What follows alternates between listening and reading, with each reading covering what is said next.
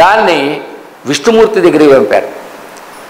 నగురోరధికం నగురోరధికం నగురోరధికం నగురోరధికం హరిశాసనత హరిశాసనత హరిశాసనత హరిశాసనత. ఇది విష్ణుమూర్తి శాసనం అని ఆయన మళ్ళీ ఆయన ఇది వేసి సీలేసి విష్ణుమూర్తి వైకుంఠం నుంచి మళ్ళీ అది శివుడి దగ్గరికి పంపారు. మళ్ళీ శివయ్య ఏం చేశాడు?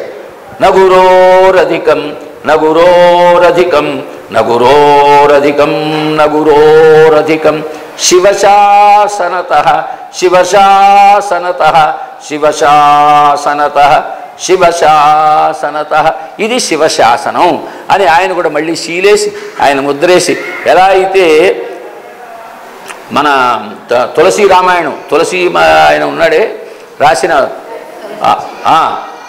తులసీదాస్ గారు ఉన్నాడే, ఆయన మొత్తం రామాయణం రాసిన తర్వాత శివుడి దగ్గర పెట్టారట, పాదాల దగ్గర పెడితే శివుడు దాని మీద సంతకం పెట్టారట.